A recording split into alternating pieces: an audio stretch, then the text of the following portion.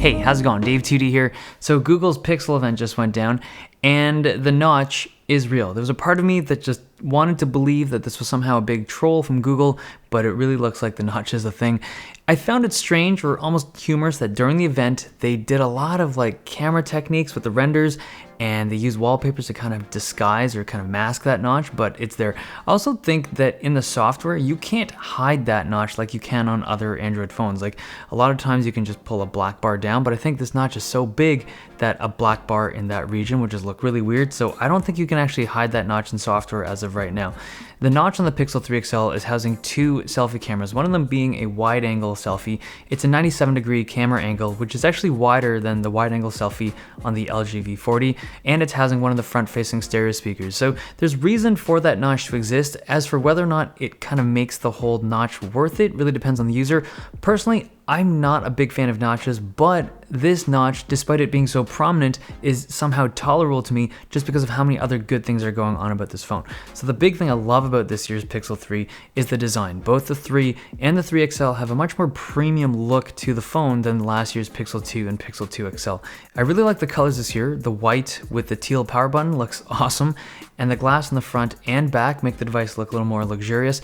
That glass back allows it to have wireless charging, which we haven't seen on a Pixel device before. The most iconic feature of the Pixel 2 and the Pixel 2 XL from last year was probably the camera. It's a camera that just held up really well over time. Even a year after this thing came out, it's still one of the best smartphone cameras on the market, and the Pixel 3 camera looks to be even better. Now there's a whole bunch of new features on the Pixel 3 camera, but there's three that kind of stick out as being really impressive to me. The first one is kind of like their flagship feature. They're calling it Top Shot, and it's not something we haven't seen before. Like, it's basically taking a series of photos when you press the shutter, but using software, it'll choose and recommend one of those photos as being the best shot. So if everyone's eyes are open or your mouth is smiling in a photo, it'll be like, this is the one they recommend. And if you don't like it, you can kind of choose between the other shots that were taken, but the fact that they have an automatically recommended version is pretty cool. The second feature I find interesting is something they're calling Super Res Zoom. So it's basically a digital zoom, but they're using software to generate missing details. So normally when you take a picture and you zoom in digitally, you lose pixel density, but Google uses an algorithm to generate detail again. It's basically like when CSI has the zoom and enhance, that's what this is doing. Now the third feature that I think is really impressive is Night Shot, and they used a photo from the iPhone XS and the new Pixel 3 camera to kind of compare the two.